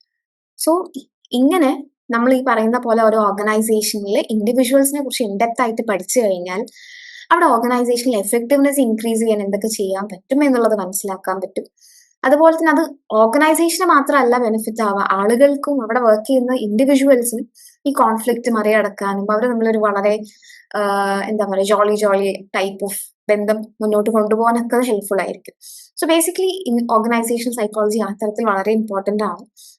ഈ പറയുന്ന പോലെ അവിടെ വർക്ക് ചെയ്യുന്ന ഇൻഡിവിജ്വൽസും അതുപോലെ തന്നെ അവിടെയുള്ള ഗ്രൂപ്പ്സിനെ കുറിച്ചൊക്കെ കൂടുതലായിട്ട് പഠിക്കുന്നത് വഴി ഓർഗനൈസേഷനും അത് ബെനിഫിഷ്യൽ ആയിരിക്കും. അറ്റ് ദ സെയിം ടൈം അവിടെയുള്ള ആളുകൾക്കും അത് യൂസ്ഫുൾ ആവുന്നതാണ്. Okay, so this is all about organisational psychology. അപ്പൊ നിങ്ങൾ മനസ്സിലാക്കേണ്ടത് ഇത്രയേ ഉള്ളൂ, ഒരു ഓർഗനൈസേഷനിലുള്ള ആളുകളെയും ഗ്രൂപ്പ്സിനെ കുറിച്ചൊക്കെ പഠിക്കുന്നതാണ് കുറച്ചും കൂടി ഹ്യൂമൻ ഓറിയന്റഡ് ആണ് ഓർഗനൈസേഷണൽ സൈക്കോളജി എന്ന് പറയുന്നത്. ഗ്രൂപ്പ്സ്, ഗ്രൂപ്പ് ബിഹേവിയർ, ഇതിനെ കുറിച്ചൊക്കെ പഠിക്കുന്നതിനാണ് ലീഡർഷിപ്പ്. ഇപ്പോൾ ഒരു കോളേജിനെ കുറിച്ച് പഠിക്കുകയാണെങ്കിൽ ടീച്ചേഴ്സ് തമ്മിലുള്ള റിലേഷൻ എങ്ങനെയാണ്, സ്റ്റുഡൻസ് തമ്മിലുള്ള റിലേഷൻ എങ്ങനെയാണ്, ടീച്ചർ സ്റ്റുഡന്റ് റിലേഷൻ എങ്ങനെയാണ്, ഒരു പ്രിൻസിപ്പിൾ ഏത് ലീഡർഷിപ്പ് സ്റ്റൈലാണ് ഫോളോ ചെയ്യുന്നത്, ഭയങ്കര സ്ട്രോങ് ആയിട്ടുള്ളൊരു പ്രിൻസിപ്പിൾ ആണോ അല്ലെങ്കിൽ ഭയങ്കര ലീനിയന്റ് ആയിട്ടുള്ള ആളാണോ. സോ ഇതൊക്കെ നമ്മൾ ഓർഗനൈസേഷൻ സൈക്കോളജിന്റെ ഭാഗമായിട്ട്. Then we have A historical development of organisation psychology. എങ്ങനെയാണ് ഈ ഒരു ഫീൽഡിലേക്ക് നമ്മൾ എത്തിയിട്ടുള്ളത്, ഇതിനെക്കുറിച്ച് അത്രയും നമുക്ക് ഇൻഡെപ്ത് ആയിട്ട് പഠിക്കാനില്ല. ഈ ഒരു ചോദ്യം വന്നിട്ടുണ്ടായിരുന്നു for about 3 marks something like that. 3 മാർക്കിന് എന്തോ ഷോർട്ട് ആൻസർ ടൈപ്പിൽ ചോദിച്ചിട്ടുണ്ടായിരുന്നു. ഓക്കെ, അപ്പോൾ ബേസിക്കലി ഈ ഒരു ഓർഗനൈസേഷൻ സൈക്കോളജി എന്ന് പറയുന്ന ഫീൽഡിലേക്ക് എത്താൻ വേണ്ടിയിട്ട് അത്യാവശ്യം സമയം എടുത്തിട്ടുണ്ട്. ഇപ്പൊ നമ്മൾ ഇൻഡസ്ട്രിയൽ ഡെവലപ്മെന്റ് അല്ലെങ്കിൽ ആ ഒരു വേൾഡ് വാറിന് ശേഷം ഉണ്ടായിട്ടുള്ള വളരെ പ്രോഗ്രസീവ് ആയിട്ടുള്ള മൂവ്മെന്റ്സ് ഒക്കെ എത്രത്തോളം ഫാസ്റ്റ് ആയിരുന്നു നോക്കിക്കഴിഞ്ഞാൽ അത് വെച്ച് നോക്കുന്ന സമയത്ത് ഇങ്ങനെ ഒരു ഇൻഡസ്ട്രിയൽ സൈക്കോളജി എന്ന് പറയുന്ന ഒരു ഫീൽഡിലേക്ക് എത്താൻ വേണ്ടിയിട്ട് അത്യാവശ്യം സമയം എടുത്തിട്ടുണ്ട്. അപ്പം ഏർലി 90s ബേസിക്കലി നടന്നിട്ടുണ്ടായിരുന്നത് ടൈലർ ആയിരുന്നു കൂടുതലായിട്ടും ഈ ഒരു ഫീൽഡിലേക്ക് കോൺട്രിബ്യൂട്ട് ചെയ്തിട്ടുണ്ടായിരുന്നു by scientific management, efficiency, time motion studies. അതായത് ടൈലർ പറഞ്ഞു വെച്ചിട്ടുള്ള ഒരു കാര്യം എന്ന് പറയുന്നത് എംപ്ലോയീസിനെ എപ്പോഴും മോട്ടിവേറ്റ് ചെയ്യുന്ന ഒരു സാധനം മണിയാണെന്നുള്ളതാണ്. ആ തരത്തിലുള്ള പല ടൈം മോഷൻ സ്റ്റഡീസും അതുപോലെ തന്നെ ടൈലർ വിശ്വസിച്ചിരുന്ന ഒരു കാര്യം എന്ന് പറഞ്ഞാൽ വർക്ക് എപ്പോഴും എത്രത്തോളം ഫാസ്റ്റ് ആയിട്ട് ചെയ്യാൻ പറ്റും അതിനാണ് നമ്മൾ ഇമ്പോർട്ടൻസ് കൊടുക്കേണ്ടത്. ഈ 2 കാര്യങ്ങളായിരുന്നു ബേസിക്കലി ടൈലർ മുന്നോട്ട് വെച്ചിട്ടുണ്ടായിരുന്നത്. ആള് കുറെ റിസർച്ചസ് ഒക്കെ ചെയ്തിട്ട് പറഞ്ഞിട്ടുള്ള 2 കാര്യങ്ങളാണ് മണിയാണ് എപ്പോഴും അല്ലെങ്കിൽ ക്യാഷ് ആണ് എപ്പോഴും ആളുകൾക്ക് ആവശ്യം എന്നുള്ളതും പ്രൈമറി മോട്ടിവേഷൻ എന്നുള്ളതും എപ്പോഴും നമ്മൾ നോക്കുന്ന സമയത്ത് വർക്ക് എത്രത്തോളം ഫാസ്റ്റ് ആക്കാൻ പറ്റും അതിനാണ് ഇമ്പോർട്ടൻസ് കൊടുക്കേണ്ടത് എന്നുള്ളൊരു കാര്യമായിരുന്നു. പിന്നീട് 1920s 1930s പലതരം ഹാവ്തോൺ സ്റ്റഡീസ് വരുന്നത്. അതായത് അതിനു മുമ്പ് വെബർ ഈ പറയുന്ന പോലെ ബ്യൂറോക്രസി, ലീഡർഷിപ്പ്, പവർ നോംസിനെ കുറിച്ചിട്ടൊക്കെ പഠിച്ചിട്ടുണ്ടായിരുന്നു. അതായത് ബ്യൂറോക്രസി ഈ പറയുന്ന പോലെ നമ്മളിപ്പോ പല ലീഡർഷിപ്പ് സ്റ്റൈൽസിനെ കുറിച്ച് പറയുന്നുണ്ട്. അതായത് ഓട്ടോക്രാറ്റിക് ആണോ, ചെറിഷ്മാറ്റിക് ആണോ. നമുക്കറിയാം ഇപ്പം ഭയങ്കര തീരെ നമുക്ക് എംപ്ലോയീസിന് ഫ്രീഡം തരാണ്ട് ആളുടെ തീരുമാനങ്ങൾ നടപ്പിലാക്കുന്നു. അപ്പൊ അങ്ങനെ ഓട്ടോക്രാറ്റിക് ആയിട്ടുള്ള ഒരു ലീഡർ ആണോ, അതല്ലെങ്കിൽ നമ്മുടെ അഭിപ്രായങ്ങൾ കൂടി കേട്ടിട്ട് അങ്ങനെ തീരുമാനങ്ങൾ എടുക്കുന്ന ഒരു ലീഡർ ആണോ. സോ ലീഡർഷിപ്പ് സ്റ്റൈൽസിനെ കുറിച്ചിട്ടും പവർ സ്ട്രക്ചറിനെ കുറിച്ചിട്ടൊക്കെ കൂടുതലായിട്ടും വെബർ പഠിച്ചിട്ടുണ്ടായിരുന്നു. ദെൻ 1920s 1930s ടൈമിലാണ് ഹാവ്തോൺ സ്റ്റഡീസ് വരുന്നത്. അതായത് കുറച്ചുകൂടി സോഷ്യൽ ഫാക്ടേഴ്സിനെ കുറിച്ചിട്ടുള്ള സ്റ്റഡീസ് ആ ഒരു ടൈമിലാണ് വരുന്നത്. അതായത് ഇപ്പൊ നമ്മൾ ടൈലർ പറഞ്ഞു വെച്ചിട്ടുണ്ടായിരുന്നു മണിയാണ് എല്ലാവർക്കും ആവശ്യം എന്നുള്ളത്. സോ അങ്ങനെയല്ല എന്നുള്ളതും പകരം നമ്മൾ ഒരു ഓർഗനൈസേഷനിൽ വർക്ക് ചെയ്യുന്ന സമയത്ത് ക്യാഷിനപ്പുറത്തേക്ക് വർക്കേഴ്സ് തമ്മിലുള്ള ഒരു സോഷ്യൽ ബോണ്ടിങ്, ഒരു ഗ്രൂപ്പ് ഫോർമേഷൻ ഒക്കെ വളരെ ഇമ്പോർട്ടന്റ് ആണ് എന്നുള്ളൊരു കാര്യം ആളുടെ സ്റ്റഡീസിലൂടെ മുന്നോട്ട് വെച്ചിട്ടുണ്ടായിരുന്നു. അതാണ് ഹാഫ്തോൺ സ്റ്റഡീസ് എന്ന് പറയുന്നത്. അതിന്റെ ഭാഗമായിട്ടാണ് ഹ്യൂമൻ റിലേഷൻ മൂവ്മെന്റ് തന്നെ മുന്നോട്ട് വന്നിട്ടുണ്ടായിരുന്നത്. അത് ഒന്നുമില്ല, ടൈലർ പറഞ്ഞിട്ടുണ്ടായിരുന്ന കാര്യം ക്യാഷ് ആണ് വർക്കേഴ്സിന് ഇമ്പോർട്ടന്റ് എന്നുള്ളതാണ്. അത് അങ്ങനെയല്ല എന്നുള്ളതും, പകരം വർക്ക് ചെയ്യുന്ന സ്ഥലത്ത് ആളുകൾക്ക് സമാധാനം ഉണ്ടാവുക, അല്ലെങ്കിൽ ഒരു നല്ല സോഷ്യൽ ബോണ്ടിങ്, റിലേഷൻഷിപ്സ് ഒക്കെ ഉണ്ടാവുക എന്നുള്ളത് ഇമ്പോർട്ടന്റ് ആണെന്നുള്ളതാണ് ഹാഫ്തോൺ സ്റ്റഡീസ് മുന്നോട്ട് വെച്ചിട്ടുള്ളൊരു കാര്യം. Then coming to 1940s 1950s, അതായത് ആ ഒരു വേൾഡ് വാർ ടൂവിനൊക്കെ ശേഷം കൂടുതലായിട്ടും ട്രെയിനിങ്ങിനെ കുറിച്ചും അതുപോലെ തന്നെ ലീഡർഷിപ്പ്, ഗ്രൂപ്പ് ഡൈനാമിക്സിനെ കുറിച്ചൊക്കെ പഠിച്ചിട്ടുണ്ടായിരുന്നു. കേർട്ട് ലൂവിൻ ആണ് അതിന്റെ പ്രോമിനന്റ് ആയിട്ടുള്ള ഒരു ഫിഗർ എന്ന് പറയുന്നത്. സോഷ്യൽ സൈക്കോളജിയുമായിട്ട് റിലേറ്റഡ് ആയിട്ടുള്ള കേർട്ട് ലൂവിൻ ആളാണ് ഈ പറയുന്ന പോലെ പലതരം റിസർച്ചസ് ഗ്രൂപ്പ് ഡൈനാമിക്സിനെ കുറിച്ചും ലീഡർഷിപ്പ് സ്റ്റൈൽസിനെ കുറിച്ചിട്ടൊക്കെ നടത്തിയിട്ടുണ്ടായിരുന്നു. അപ്പൊ കേർട്ട് ലൂവിൻ എന്ന് പറയുന്ന ആള് ഭയങ്കരമായിട്ട് നമ്മൾ ഈ ഒരു ഇൻഡസ്ട്രിയൽ സൈക്കോളജി എന്ന് പറയുന്ന ഫീൽഡിലേക്ക് കോൺട്രിബ്യൂട്ട് ചെയ്തിട്ടുള്ള ഒരാളാണ്. അതായത് നമ്മുടെ ഓർഗനൈസേഷനിൽ പലപ്പോഴും പല ഗ്രൂപ്പ്സും ഉണ്ടാവും. അതായത് മേ ബി ഒരു നമ്മൾ ജസ്റ്റ് ഒരു അക്കാഡമിക് റിലേറ്റഡ് ആയിട്ടുള്ള ഒരു ഓർഗനൈസേഷൻ എടുത്തു കഴിഞ്ഞാൽ അവിടെ ഒരു പ്രൊഡക്റ്റീവ് ടീം ഉണ്ടാവും, അല്ലെങ്കിൽ ഒരു അഡ്മിഷൻ എടുക്കുന്ന ടീം ഉണ്ടാവും. സോ ഒബിയസ്ലി അങ്ങനെ പല ഗ്രൂപ്പ്സ് ഉണ്ടാവും. ഈ ഗ്രൂപ്പ്സിന്റെ ഡൈനാമിക്സ് എങ്ങനെയാണ്, ഗ്രൂപ്പ്സ് എങ്ങനെയാണ് വർക്ക് ചെയ്യണത്, അവിടെ ഒരു ലീഡറിന്റെ പലതരം ലീഡർഷിപ്പ് സ്റ്റൈൽസ് എന്തൊക്കെയാണ്, ഇതിനെ കുറിച്ചൊക്കെ ഭയങ്കരമായിട്ട് കേർട്ട് ലൂവിൻ പഠിച്ചിട്ടുണ്ടായിരുന്നു. സോ അതാണ് 1940s 50s നിങ്ങൾ അറിഞ്ഞിരിക്കേണ്ട ഒരു സംഭവം. Then 1960s 70s APA division 14 അത് റീനെയിം ചെയ്യപ്പെട്ടു എന്നുള്ളതാണ്. റീനെയിം ചെയ്യപ്പെട്ടിട്ട് ഇൻഡസ്ട്രിയൽ ആൻഡ് ഓർഗനൈസേഷണൽ സൈക്കോളജി എന്നുള്ള പേരിലേക്കായിരുന്നു APA division, American psychological association. അതാണ് കേട്ടോ APA. APA എന്ന് പറയുന്ന ഒന്നുമില്ല, അത് അസോസിയേഷൻ ആണ്, അമേരിക്കൻ സൈക്കോളജിക്കൽ അസോസിയേഷൻ. അതിലെ ഡിവിഷൻ 14 റീനെയിം ചെയ്യപ്പെട്ടത് ഇൻഡസ്ട്രിയൽ ആൻഡ് ഓർഗനൈസേഷണൽ സൈക്കോളജി എന്നുള്ള പേരിലാണ്. അതേപോലെ തന്നെ ആ ഒരു സമയത്ത് കൂടുതലായിട്ടും ഒരു ഓർഗനൈസേഷനിൽ വർക്കേഴ്സിന്റെ ഇടയിൽ ഉണ്ടാകുന്ന സ്ട്രെസ്, വർക്ക് ഫാമിലി കോൺഫ്ലിക്ട്, അങ്ങനെ പല പല പുതിയ പുതിയ ടോപ്പിക്സിനെ കുറിച്ചിട്ടുള്ള റിസർച്ചസ് വരാൻ തുടങ്ങി എന്നുള്ളതാണ് 1960s 70s ഉണ്ടായിരുന്ന ഒരു മാറ്റം. Then coming to 1980s and 1990s globalisation ഒക്കെ നടന്നിട്ടുള്ള ഒരു ടൈം പീരീഡ് ആണ്. അപ്പം ആ ഒരു സമയത്ത് ബേസിക്കലി ജോബ് എന്ന് പറയുന്ന ഒരു സാധനത്തിനെ തന്നെ റീഡിഫൈൻ ചെയ്തു തുടങ്ങുന്ന ഒരു ടൈമായിരുന്നു. അതായത് ജോലി എന്ന് പറയുന്നത് മിയർലി നമ്മുടെ ഒരു എന്താ പറയാ, വളരെ തുടക്കകാലത്തിലൊക്കെ ജോബ് എന്ന് പറയുന്നത് ആളുകളുടെ ഫീലിങ്സ്, അതായത് വർക്കേഴ്സിന്റെ ഫീലിങ്സിനോ വർക്കേഴ്സിന്റെ സോഷ്യൽ ആയിട്ടുള്ള നീഡ്സിനൊന്നും ഒരു ഫോക്കസും കൊടുത്തിട്ടുണ്ടായിരുന്നില്ല. അപ്പൊ 1980s 90s ഒക്കെ ആയപ്പോഴേക്കും അതിലൊക്കെ ഭയങ്കരമായിട്ടുള്ള ഒരു മാറ്റം നമുക്ക് കാണാൻ പറ്റിയിരുന്നു. Then coming to 2000s till the present, ഇപ്പൊ നമുക്ക് കാണാൻ പറ്റുന്നത് ഈ പറയുന്ന പോലെ ഫ്രീ മാർക്കറ്റ് എക്കോണമീസ്, ലിബറലൈസേഷൻ ഒക്കെ നടന്നതിന്റെ ഭാഗമായിട്ട് പല ഓർഗനൈസേഷനും പല കൾച്ചറൽ ഡൈവേഴ്സിറ്റീസ് കാണാൻ പറ്റും. അതുപോലെ തന്നെ പുതിയ പുതിയ പ്രൊജക്ടുകളായിട്ട് പുതിയ പുതിയ ഓർഗനൈസേഷൻസ് വരുന്നു. ഇതിൽ തന്നെ ആളുകളുടെ നീഡ്സിന് ഇമ്പോർട്ടൻസ് കൊടുക്കുന്നു. ആളുകൾ മീൻസ് ഓർഗനൈസേഷനിൽ വർക്ക് ചെയ്യുന്ന എംപ്ലോയി റിലേറ്റഡ് ആയിട്ട് അവരുടെ നീഡ്സിന് ഇമ്പോർട്ടൻസ് കൊടുക്കുന്നു. എംപ്ലോയീസിനെ പ്രൊട്ടക്ട് ചെയ്യുന്ന പല ലോസും മുന്നോട്ട് വരുന്നു. അപ്പൊ അങ്ങനെ പല മാറ്റങ്ങളും നമുക്ക് ഇതിൽ കാണാൻ പറ്റും എന്നുള്ളതാണ് റൈറ്റ് നൗ നമുക്ക് ഈ ഒരു ഇതിൽ കാണാൻ പറ്റുന്ന change. So as a whole നമ്മൾ പറയുന്ന സമയത്ത് ഈ ഒരു ഫീൽഡിലേക്ക് കൂടുതലായിട്ടും കോൺട്രിബ്യൂട്ട് ചെയ്തിട്ടുള്ള ആളുകളാണ് Hugo Munsterberg, Walter Dill Scott, Walter ബിങ്ഹാം.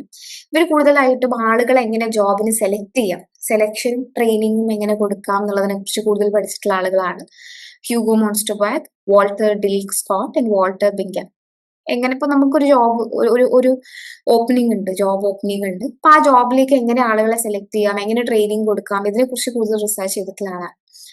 Taylor 1911 നമ്മൾ പറഞ്ഞ പോലെ സയന്റിഫിക് മാനേജ്മെന്റ്, വർക്കിൽ സ്പീഡാണ് ഇമ്പോർട്ടന്റ് എന്നുള്ളതും മണിയാണ് ഏറ്റവും കൂടുതൽ ഇമ്പോർട്ടന്റ് മോട്ടിവേഷൻ ഫാക്ടർ എന്നൊക്കെ ഉള്ളത് പറഞ്ഞിട്ടുണ്ടായിരുന്നു. മാക്സ് വെബർ കൂടുതലായിട്ടും ബ്യൂറോക്രസി ആൻഡ് ലീഡർഷിപ്പിനെ കുറിച്ചിട്ടായിരുന്നു പഠിച്ചിട്ടുണ്ടായിരുന്നത്. കേർട്ട് ലൂവിൻ നമ്മൾ പറഞ്ഞ പോലെ group dynamics, leadership, motivation, organisational development, ഇങ്ങനത്തെ കുറച്ച് ആസ്പെക്ട്സിനെ കുറിച്ചിട്ട് കൂടുതൽ റിസർച്ച് ചെയ്തിട്ടുണ്ടായിരുന്നു. So these are the main contributors to industrial psychology: Hugo Monsterberg, Walter Dill Scott and Walter Bingham, Taylor, Max Weber and Kurt Lewin. Then coming to organizational psychology versus organizational behavior. അപ്പോൾ നമ്മൾ organisation psychology എന്താണെന്നുള്ളത് നോക്കിയിട്ടുണ്ടായിരുന്നു. നമ്മൾ പറഞ്ഞു, അതായത് ഒരു ഓർഗനൈസേഷനിലുള്ള ഗ്രൂപ്പ്സിനെ കുറിച്ചിട്ടും ആളുകളെ കുറിച്ചിട്ടും കൂടുതൽ പഠിക്കുന്നു എന്നുള്ളത്.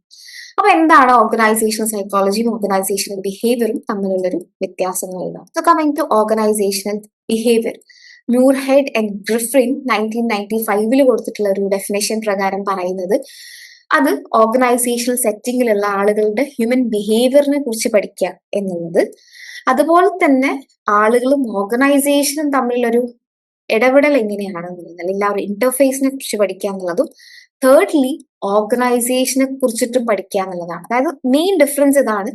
ഓർഗനൈസേഷണൽ സൈക്കോളജിയിൽ നമ്മൾ പറഞ്ഞ പോലെ ഒരു ഓർഗനൈസേഷനകത്തുള്ള ഹ്യൂമൻ റിലേഷൻസിനെ കുറിച്ചിട്ടാണ് പഠിക്കുന്നതെങ്കിൽ ഓർഗനൈസേഷണൽ ബിഹേവിയറിൽ നമ്മൾ കുറച്ചും കൂടി ഇൻഡെപ്ത് ആയിട്ട് ഹ്യൂമൻ റിലേഷൻസും മാത്രമല്ല, ഈ ഹ്യൂമൻ റിലേഷൻസും തമ്മിൽ അല്ലെങ്കിൽ ഓർഗനൈസേഷനുമായിട്ടുള്ള ബന്ധം എന്താണ്, ഓർഗനൈസേഷൻ എങ്ങനെയാണ് വർക്ക് ചെയ്യുന്നത്, ഓർഗനൈസേഷനെ കുറിച്ച് നമ്മൾ കൂടുതലായിട്ട് പഠിക്കുന്നുണ്ട് എന്നുള്ളതാണ് ഓർഗനൈസേഷൻ ബിഹേവിയറിന്റെ main focus. So coming to organisational psychology, Jex 2002 കൊടുത്തിട്ടുള്ള definition, scientific study of individual and group behavior in formal organizations, focuses on how macro level processes impact individuals എന്നുള്ളതാണ് കൊടുത്തിട്ടുള്ള ഡെഫിനേഷൻ. സോ ബേസിക്കലി ഇത് തമ്മിലൊരു difference നിങ്ങൾക്ക് clear ആയിട്ടുണ്ടാവുമെന്ന് വിചാരിക്കുന്നു. Organisational psychology എന്ന് പറയുമ്പോൾ ഈ പറയുന്ന പോലെ കൂടുതലായിട്ടും ഇൻഡിവിജ്വൽസും ഗ്രൂപ്പ് ബിഹേവിയറും ആണ് പഠിക്കുന്നത്. ഓർഗനൈസേഷണൽ ബിഹേവിയർ എന്ന് പറഞ്ഞാൽ അത് മാത്രമല്ല, ആളുകൾ ഓർഗനൈസേഷനുമായിട്ടുള്ള റിലേഷൻ എങ്ങനെയാണ്, ഓർഗനൈസേഷൻ എങ്ങനെയാണ് ഫങ്ഷൻ ചെയ്യുന്നത്, അതിന്റെ ഒരു സ്ട്രാറ്റജി, സ്ട്രക്ചർ, ചേഞ്ച്, ഇതൊക്കെ ബേസിക്കലി നമ്മൾ പഠിക്കുന്നുണ്ട് എന്നുള്ളതാണ്. സോ കുറച്ചുകൂടി ബ്രോഡർ ആണ് ഓർഗനൈസേഷൻ ബിഹേവിയർ, OB എന്ന് പറയുന്ന ഓർഗനൈസേഷൻ ബിഹേവിയർ എന്ന് പറയുന്നത്. So let's look at the differences, key differences. നമ്മൾ നോക്കിക്കഴിഞ്ഞാൽ organisational psychology it looks at individual and group behaviour. Organisational behaviour നമ്മൾ പറഞ്ഞു ഇൻഡിവിജ്വൽസിനെ മാത്രമല്ല ഓർഗനൈസേഷനെ പഠിക്കുന്നുണ്ട്. കമ്മിങ് ടു ഓർഗനൈസേഷണൽ സൈക്കോളജിന്റെ അപ്രോച്ച് കൂടുതലായിട്ടും സൈക്കോളജി പരമായിട്ടുള്ള തിയറീസും പ്രിൻസിപ്പിൾസും ഒക്കെ വെച്ചിട്ടാണ് നമ്മൾ ഇൻഡിവിജ്വലിനെയും ഗ്രൂപ്പ് ബിഹേവിയറിനെയും പഠിക്കുന്നത്. പക്ഷെ OBയിൽ നമ്മൾ ഒരു എക്ലിക്റ്റിക് അപ്രോച്ചാണ്. സൈക്കോളജി മാത്രമല്ല, ആന്ത്രോപോളജി, എക്കണോമിക്സ്, സോഷ്യോളജി, ഇങ്ങനത്തെ പല കാര്യങ്ങളിൽ നിന്നുള്ള തിയറീസ് ഒക്കെ വെച്ചിട്ടാണ് നമ്മൾ ഒരു ഓർഗനൈസേഷനെയും പഠിക്കാറുണ്ട്. സോ ഒബിയസ്ലി നമ്മൾ ആന്ത്രോപോളജി, സോഷ്യോളജി, അതിനൊക്കെ പല തിയറീസും പല പ്രിൻസിപ്പിൾസും ഫോളോ ചെയ്തിട്ടാണ് ബേസിക്കലി നമ്മുടെ സ്റ്റഡി മുന്നോട്ട് കൊണ്ടുപോകുന്നത്. Direction moves from individual to organisation. അതായത് ഇൻഡിവിജ്വൽസ് ആണ് ബേസിക് ഫോക്കസ്, അതിൽ നിന്നും ഓർഗനൈസേഷനെ കുറിച്ച് മനസ്സിലാക്കുക എന്നുള്ളത്. ഓർഗനൈസേഷണൽ ബിഹേവിയറിൽ നമ്മൾ കൂടുതൽ ഫോക്കസ് കൊടുക്കുന്നത് ദ ഹോൾ ഓർഗനൈസേഷൻ ആണ്. സോ ഓർഗനൈസേഷൻ ടു ഇൻഡിവിജ്വൽ എന്നുള്ളതാണ് ഫോക്കസ് വരുന്നത് ഓർ ഡിറക്ഷൻ വരുന്നത്. ദെൻ സ്കോപ്പ് എന്ന് പറഞ്ഞാൽ കുറച്ചുകൂടി സൈക്കോളജിക്കൽ പ്രോസസ്സസ് ആണ് നമ്മൾ ഓർഗനൈസേഷണൽ സൈക്കോളജിയിൽ കൺസിഡർ ചെയ്യുന്നത്. ഓർഗനൈസേഷണൽ ബിഹേവിയറിൽ കുറച്ചുകൂടി ഓർഗനൈസേഷന്റെ സ്ട്രക്ചർ, സ്ട്രാറ്റജി, കൾച്ചർ, ചേഞ്ച്, ഇതിനെ കുറിച്ചൊക്കെ നമ്മൾ പഠിക്കുന്നുണ്ട്. സോ കുറച്ചുകൂടി ബ്രോഡർ ആണ് OB എന്ന് പറയുന്നത് basically. So coming to the similarities, നമ്മൾ നോക്കിക്കഴിഞ്ഞാൽ ഇത് രണ്ടും ഹ്യൂമൻ ബിഹേവിയറിനെ കുറിച്ച് പഠിക്കുന്നുണ്ട്. എങ്ങനെയാണ് ഒരു ഓർഗനൈസേഷന്റെ ഗ്രൂപ്പ് കൾച്ചർ അല്ലെങ്കിൽ ഗ്രൂപ്പ് ഡൈനാമിക്സ് മുന്നോട്ട് പോകുന്നത് എന്നുള്ളത് ബേസിക്കലി രണ്ടും പഠിക്കുന്നുണ്ട് എന്നുള്ളതാണ്. So those are the similarities. Coming to the scope of organisational psychology, ഇപ്പൊ നമ്മൾ പറഞ്ഞു മനുഷ്യന്റെ ബിഹേവിയറിനെ കുറിച്ചിട്ട്, മനുഷ്യന്റെ ഗ്രൂപ്പ് ഡൈനാമിക്സിനെ കുറിച്ചിട്ടൊക്കെയാണ് ഓർഗനൈസേഷണൽ സൈക്കോളജി എന്ന് പറയുന്ന ഫീൽഡ് പഠിക്കുന്നത്. So organizational psychology focuses on understanding and improving human behavior in work settings, while industrial psychology emphasizes psychological measurements and human resource management. Organizational psychology applies broader psychological theories to diagnose and solve organizational problems. Together they form industrial or organizational psychology. അപ്പോൾ നമ്മൾ എപ്പോഴും interchangeable ആയിട്ട് use ചെയ്യുന്ന ഒരു term ആണ്. ചിലപ്പോൾ organisational psychology എന്ന് പറയും, ചിലപ്പോൾ ഇൻഡസ്ട്രിയൽ സൈക്കോളജി എന്ന് പറയും. ബേസിക്കലി അത് രണ്ടും ഓവർലാപ്പ് ചെയ്യുന്ന ടേംസ് ആണ്. പക്ഷേ ഈ പറഞ്ഞ പോലെ ഓർഗനൈസേഷണൽ സൈക്കോളജിയിൽ നമ്മൾ കുറച്ചും കൂടി മനുഷ്യന്റെ ബിഹേവിയറിനെ കുറിച്ചിട്ടാണ് പഠിക്കുന്നതെങ്കിൽ ഇൻഡസ്ട്രിയൽ സൈക്കോളജിയിൽ നമ്മൾ കൂടുതലായിട്ടും എങ്ങനെ ആളുകളെ ഒരു വർക്കിലേക്ക് ചൂസ് ചെയ്യാം, എങ്ങനെ നമുക്ക് ആളുകളെ സെലക്ട് ചെയ്യാം, റിക്രൂട്ട് ചെയ്യാം, ഇതൊക്കെയാണ് കൂടുതൽ ഫോക്കസ് വരുന്നത്. ബട്ട് ബേസിക്കലി ഇത് രണ്ടും ഓവർലാപ്പ് ചെയ്തിട്ട് അല്ലെങ്കിൽ രണ്ടും നമ്മൾ ഒരുപോലെ യൂസ് ചെയ്യുന്ന ടേംസ് ആണ് industrial and organisational psychology. So key areas of organisation psychology നമ്മൾ പറഞ്ഞു സ്കോപ്പ് ഏതൊക്കെയാന്നുള്ളത് നോക്കാം എന്നുള്ളത്. So first one is work motivation. അപ്പൊ നമുക്കറിയാം, നമ്മൾ പറഞ്ഞു ഓർഗനൈസേഷനിലെ വർക്കേഴ്സിനെ കുറിച്ചിട്ടാണ് പഠിക്കുന്നത്, അല്ലെങ്കിൽ അവർ തമ്മിലുള്ള ഡൈനാമിക്സിനെ കുറിച്ചിട്ടാണ് പഠിക്കുന്നത്. So motivation is A very important factor. അതായത് നമ്മളൊരു ഓർഗനൈസേഷനിൽ വർക്ക് ചെയ്യുന്ന എംപ്ലോയീസ് വളരെയധികം മോട്ടിവേറ്റഡ് ആയിട്ട് വർക്ക് ചെയ്തില്ലെങ്കിൽ കമ്പനിയുടെ പ്രൊഡക്ടിവിറ്റി വളരെ കുറവായിരിക്കും, ഗോൾസ് കറക്റ്റായിട്ട് അച്ചീവ് ചെയ്യാൻ പറ്റുന്നുണ്ടാവില്ല. സോ ഈ പറയുന്ന പോലെ നമ്മൾ ഓർഗനൈസേഷൻ സൈക്കോളജി എന്ന് പറയുന്ന ഒരു ഫീൽഡിലൂടെ അതിന്റെ ഒരു മെയിൻ ആയിട്ടുള്ള സ്കോപ്പ് എന്ന് പറഞ്ഞാൽ ഒരു ഓർഗനൈസേഷനെ കുറിച്ച് കൃത്യമായിട്ട് പഠിച്ചു കഴിഞ്ഞാൽ ആളുകളെ അല്ലെങ്കിൽ അതിൽ വർക്ക് ചെയ്യുന്ന എംപ്ലോയീസിനെ നമുക്ക് എങ്ങനെ മോട്ടിവേറ്റ് ചെയ്യാം എന്നുള്ളൊരു ഫാക്ടറിനെ കുറിച്ച് മനസ്സിലാക്കാം. സോ ഒബ്വിയസ്ലി അവിടുത്തെ വർക്കേഴ്സ് മോട്ടിവേറ്റഡ് ആണെങ്കിൽ മാത്രമേ അവിടുത്തെ കമ്പനി പ്രൊഡക്റ്റീവ് ആവുള്ളൂ, കൃത്യമായിട്ടുള്ള ഗോൾസ് അച്ചീവ് ചെയ്യാൻ പറ്റുള്ളൂ. അപ്പോൾ അവരെ മോട്ടിവേറ്റഡ് ആയിട്ട് നിലനിർത്താൻ നമുക്ക് എന്തൊക്കെ ചെയ്യാൻ പറ്റും എന്നുള്ളത് മനസ്സിലാക്കുക എന്നുള്ളത് വളരെ ഇമ്പോർട്ടന്റ് ആണ്. ഫോർ എക്സാമ്പിൾ പല നീഡ്സ് ഉണ്ടാവാം. ചിലപ്പോൾ വളരെ എ സി ഒന്നും ഇല്ലാത്തൊരു ഓർഗനൈസേഷൻ, അപ്പോൾ അവർക്ക് ഭയങ്കര ചൂടെടുത്തിട്ട് വർക്ക് ചെയ്യാൻ പറ്റുന്നില്ല, അത് അവരുടെ പ്രൊഡക്ടിവിറ്റിനെ എഫക്ട് ചെയ്യുന്നുണ്ടെങ്കിൽ ആ ഒരു നീഡ് സാറ്റിസ്ഫൈ ചെയ്ത് കൊടുക്കുക എന്നുള്ളതാണ്. So that would be a motivating factor. അപ്പൊ അങ്ങനെ വർക്ക് മോട്ടിവേഷൻ ഇൻക്രീസ് ചെയ്യാൻ വേണ്ടിയിട്ട് ഹെൽപ്പ് ചെയ്യുന്നതാണ് first thing. Then we have job satisfaction, organisational commitment and justice. Job satisfaction എന്ന് പറഞ്ഞാൽ എംപ്ലോയീസിന് എത്രത്തോളം അവർ ചെയ്യുന്ന ജോബിൽ നിന്നും ഒരു സാറ്റിസ്ഫാക്ഷൻ കിട്ടുന്നുണ്ട്. സാലറി വൈസ് ആണെങ്കിലും സൗകര്യങ്ങൾ വൈസ് ആണെങ്കിലും അല്ലെങ്കിൽ മാനേജറിന്റെ ഒരു ആറ്റിറ്റ്യൂഡ് വൈസ് ആണെങ്കിലും എത്രത്തോളം അവർക്കൊരു ഓവറോൾ സാറ്റിസ്ഫാക്ഷൻ കിട്ടുന്നുണ്ട് എന്നുള്ളത്. ഒബ്വിയസ്ലി സാറ്റിസ്ഫാക്ഷൻ കൂടുതലാണെങ്കിൽ ആബ്സെന്റിസം കുറവായിരിക്കും, അതുപോലെ തന്നെ അവരുടെ പ്രൊഡക്ടിവിറ്റി കുറച്ചുകൂടി കൂടുതലായിരിക്കും. അപ്പോൾ കൃത്യമായിട്ട് ഈ ഓർഗനൈസേഷൻ സൈക്കോളജി എന്ന് പറയുന്ന ഫീൽഡിലൂടെ നമുക്ക് ഈ പറയുന്ന പോലെ ആളുകളുടെ ജോബ് സാറ്റിസ്ഫാക്ഷൻ എത്രത്തോളം ഉണ്ട് എന്നുള്ളതൊക്കെ മനസ്സിലാക്കാൻ പറ്റും. അപ്പൊ ജോബ് സാറ്റിസ്ഫാക്ഷൻ കുറവാണെങ്കിൽ അത് കൂട്ടാൻ നമുക്ക് എന്തൊക്കെ ചെയ്യാം? ജോബ് സാറ്റിസ്ഫാക്ഷൻ കൂടിയാൽ മാത്രമേ നമുക്ക് ആളുകളുടെ പ്രൊഡക്ടിവിറ്റി കൂട്ടാൻ പറ്റുള്ളൂ, പെർഫോമൻസ് ഹൈ ആക്കാൻ പറ്റുള്ളൂ എന്നുള്ളത്. Then we have organisational commitment. Organisational commitment എന്ന് പറയുമ്പോൾ ഈ പറയുന്ന പോലെ ഓർഗനൈസേഷന്റെ കോർ വാല്യൂസിൽ അവർക്ക് വിശ്വാസം ഉണ്ടോ, അല്ലെങ്കിൽ അവർ എഫേർട്ട് ഇടാൻ റെഡി ആണോ എന്നുള്ളത്, അല്ലെങ്കിൽ ഓർഗനൈസേഷന്റെ കൂടെ നിൽക്കാൻ റെഡി ആണോ എന്നുള്ളത്. ഇതാണ് ഓർഗനൈസേഷണൽ കമ്മിറ്റ്മെന്റ് എന്ന് പറയുന്നൊരു ഫാക്ടർ. സോ അതും വളരെ ഇമ്പോർട്ടന്റ് ആണ്. അത് ലൈക്ക് ഇങ്ങനത്തെ കാര്യങ്ങളെ കുറിച്ചൊക്കെ പഠിച്ചു കഴിഞ്ഞാൽ നമുക്ക് മനസ്സിലാക്കാൻ പറ്റും. ഓക്കെ, ഇപ്പൊ ഇവർക്ക് ഇപ്പൊ ഒരു 10 ആളുകൾ കമ്പനിയിൽ വർക്ക് ചെയ്യുന്നുണ്ടെങ്കിൽ ഇതിൽ എത്ര പേർക്ക് ഓർഗനൈസേഷനോട് ഒരു കമ്മിറ്റ്മെന്റ് ഉണ്ട്, അതിന്റെ കോർ വാല്യൂസിൽ വിശ്വാസമുള്ള ആളുകൾ മാത്രമേ പ്രൊഡക്റ്റീവായിട്ട് വർക്ക് ചെയ്യുള്ളൂ. ഇല്ലെങ്കിൽ നമുക്ക് എന്ത് ചെയ്യാൻ പറ്റും? ഇവരെ പുറത്താക്കണം, അല്ലെങ്കിൽ പുതിയ ആളുകൾ എടുക്കണം, എന്ത് ചെയ്യണം, അല്ലെങ്കിൽ എന്ത് മാറ്റം കൊണ്ടുവരണം എന്നുള്ളതൊക്കെ നമുക്ക് മനസ്സിലാക്കാൻ പറ്റും. Then we have organisational justice. അതായത് ഓർഗനൈസേഷൻ എത്രത്തോളം നീതി പുലർത്തുന്നു എന്നുള്ളതാണ്. നമുക്ക് വർക്കേഴ്സിന് തോന്നുകയാണ്, ഈ പറഞ്ഞ പോലെ നമ്മൾ എത്ര വർക്ക് ചെയ്തിട്ടും കാര്യമില്ല, ഒരു സെറ്റ് ഓഫ് ആളുകൾക്ക് മാത്രമാണ് എപ്പോഴും പവർ കിട്ടുന്നത് എന്നൊക്കെ തോന്നിക്കഴിഞ്ഞാൽ ഒബ്വിയസ്ലി അവിടെ പ്രൊഡക്ടിവിറ്റി കുറവായിരിക്കും. സോ ഈ പറയുന്ന പോലെ എത്രത്തോളം ഓർഗനൈസേഷണൽ ജസ്റ്റിസ് അവിടെ എക്സിസ്റ്റ് ചെയ്യുന്നുണ്ട്, നമ്മൾ ചെയ്യുന്ന വർക്കിനനുസരിച്ച് നമുക്ക് ഒരു റിസൾട്ട് കിട്ടുന്നുണ്ടോ, അല്ലെങ്കിൽ എപ്പോഴും സോ കോൾഡ് ആയിട്ടുള്ള കുറച്ച് ആളുകൾക്ക് മാത്രമാണ് റിസൾട്ട് കിട്ടുന്നത്, അങ്ങനെയാണെങ്കിൽ നമ്മൾ വർക്ക് ചെയ്തിട്ട് കാര്യമില്ല, അപ്പൊ നമ്മൾ പ്രൊഡക്റ്റീവ് ആവില്ല. ഇങ്ങനത്തെ എന്തെങ്കിലും ഫെയർനെസ് റിലേറ്റഡ് ആയിട്ടുള്ള അല്ലെങ്കിൽ ജസ്റ്റിസ് റിലേറ്റഡ് ആയിട്ടുള്ള പ്രശ്നങ്ങൾ ഓർഗനൈസേഷനിൽ ഉണ്ടോ എന്നൊക്കെ പഠിക്കാൻ ഈ ഒരു ഫീൽഡ് വളരെ ഹെൽപ്ഫുൾ ആയിരിക്കും എന്നുള്ളത്. Then we have leadership.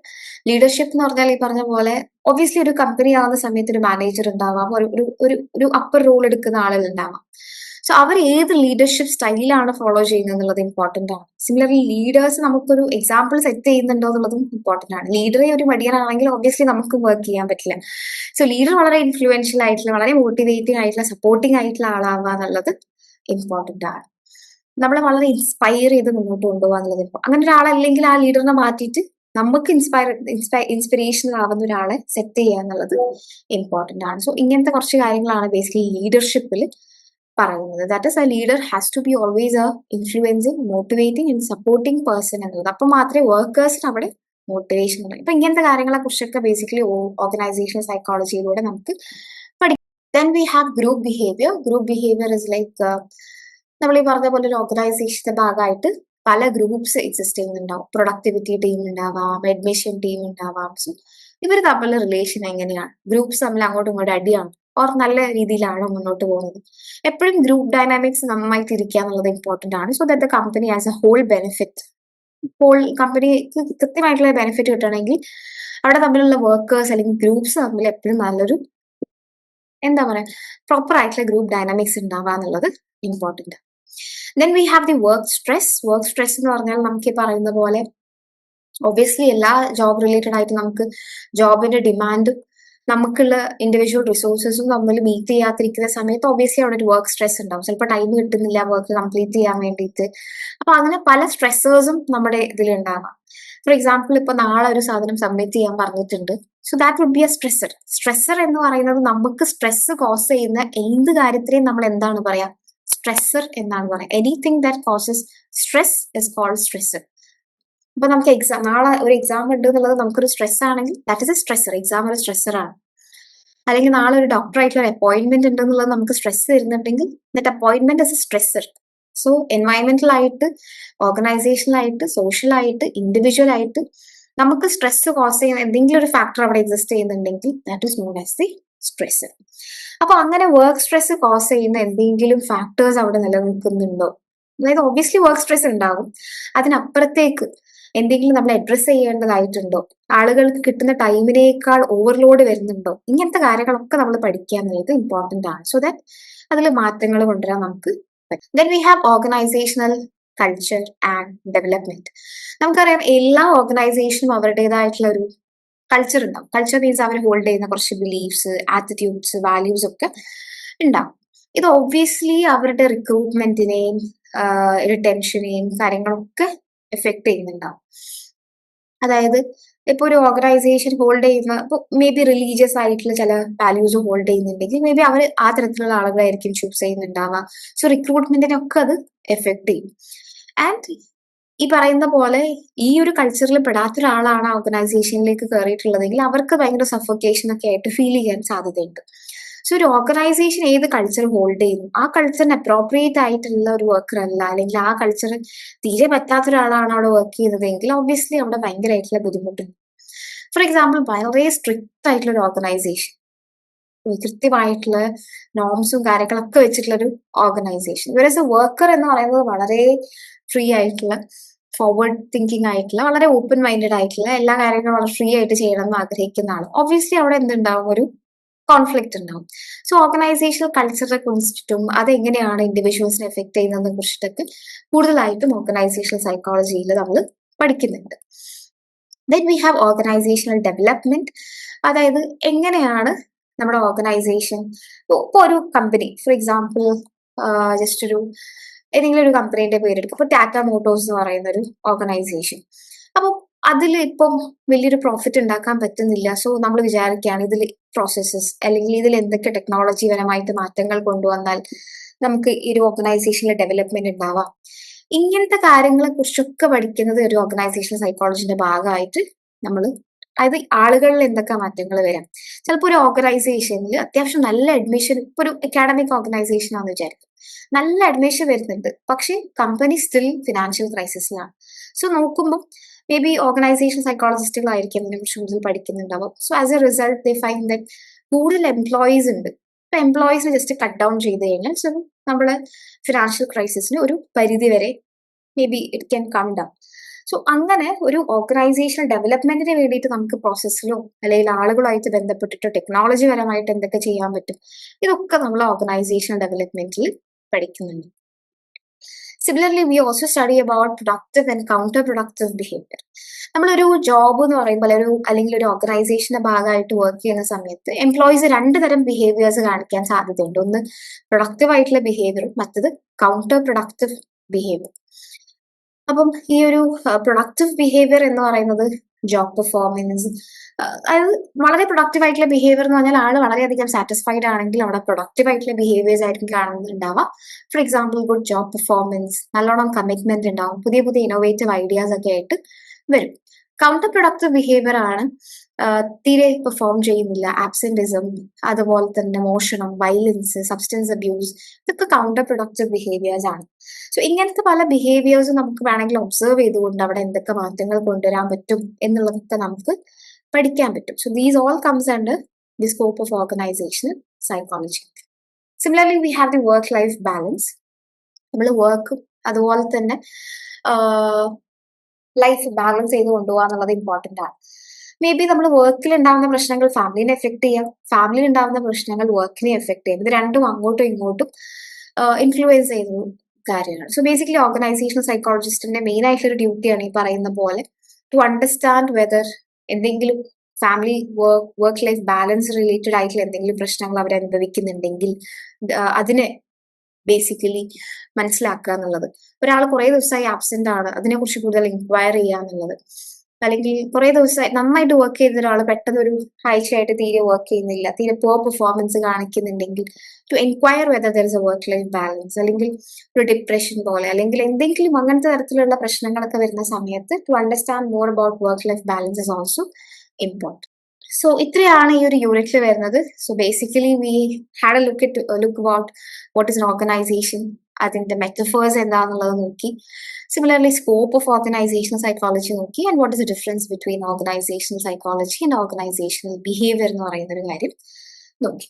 So finally, we'll have a close look at the questions that had come for the previous exams. The first question that had come for June 2022 exam, ആ ഒരു ഇയറിൽ വന്നിട്ടുള്ള എക്സാമിൽ define organisational behaviour, discuss the scope of organisation psychology. 10 മാർക്കിന് വന്നിട്ടുള്ളതാണ്. So organisation behaviour definition അത് just ഒന്ന് mention ചെയ്യാനുള്ളത്, ആ ഒരു ഡിഫറൻസസ് ഒക്കെ വെച്ചിട്ട് നിങ്ങൾക്ക് കൊടുക്കാം. ഓർഗനൈസേഷൻ സൈക്കോളജി എന്ന് പറഞ്ഞാൽ കുറച്ചുകൂടി ഹ്യൂമൻ ഓറിയന്റഡ് ആണ്, ഓർഗനൈസേഷൻ ബിഹേവിയർ എന്ന് പറഞ്ഞാൽ കുറച്ചുകൂടി ഓർഗനൈസേഷൻ ഓറിയന്റഡ് ആണ്. ദെൻ സ്കോപ്പ് നമ്മൾ പറഞ്ഞു, ഇപ്പം ലാസ്റ്റ് ഡിസ്കസ് ചെയ്തിട്ടുള്ള പോയിന്റ്സ് ആണ്. That is job satisfaction, commitment, productive and counter productive behaviours, work life balance, ഇതൊക്കെയാണ് ഓർഗനൈസേഷൻ സൈക്കോളജിയിൽ സ്കോപ്പ് എന്ന് പറയുന്നത്. ദെൻ ഡിസംബർ 2022 വന്നിട്ടുള്ള ചോദ്യങ്ങളാണ് define organisation psychology, definition and metaphors. ഞങ്ങൾ പറഞ്ഞിട്ടുണ്ടായിരുന്നു ആ ഒരു മെറ്റഫേഴ്സ്, 8 മെറ്റഫേഴ്സ് അറിഞ്ഞിരിക്കുക എന്നുള്ളത് ഇമ്പോർട്ടൻ്റ് ആണ്. And discuss the phases in the development of organisational behaviour in India. അത് ജസ്റ്റ് 3 മാർക്സിലാണ് നമ്മൾ ഡിസ്കസ് ചെയ്തിട്ടുള്ള ആ ഒരു ഹിസ്റ്ററി, എങ്ങനെയാണ് ഓർഗനൈസേഷണൽ സൈക്കോളജി വന്നിട്ടുള്ളത് എന്നുള്ളതിന്റെ ഹിസ്റ്ററി വളരെ ബ്രീഫായിട്ട് എൻലിസ്റ്റ് ചെയ്യാം. ദെൻ ഡിസംബർ 2023 6 മാർക്കിന് വന്നിട്ടുള്ളതാണ് discuss the historical development of organisation psychology again. അപ്പൊ ആ ഒരു ഇയർ വൈസ് ആയിട്ട് എന്തൊക്കെ മാറ്റങ്ങളായിരുന്നു, ഷിഫ്റ്റ് ആയിരുന്നു ആ ഒരു ഓർഗനൈസേഷൻ സൈക്കോളജിയിൽ വന്നിട്ടുള്ളത്, same question. Then in June 2023, we have described the phases of evolution of organizational behavior in India. Same thing. അതായത് ആ ഒരു ഹിസ്റ്ററി ജസ്റ്റ് ഫോർ 3 മാർക്സ് ആണ്. ആൻഡ് ബാക്കി explain the characteristic of field of organisational behaviour today. Basically characteristics കുറച്ചും കൂടി നമ്മുടെ അടുത്ത യൂണിറ്റിലാണ് വരുന്നത്. സോ അത് അടുത്ത യൂണിറ്റിൽ വരുന്നതായിരിക്കും. ആ ഒരു ക്വസ്റ്റ്യൻ രണ്ടും കൂടി മിക്സ് ആയിട്ട് വന്നതുകൊണ്ട് ജസ്റ്റ് ഡിസ്കസ് ചെയ്തു. Okay, so these were the previous year questions related to this unit. So that's all for this unit. So അടുത്ത നമുക്ക് സെക്കൻഡ് യൂണിറ്റുമായിട്ട് നമുക്ക് നെക്സ്റ്റ് ക്ലാസ്സിൽ കാണാം. So until then, thank you so much.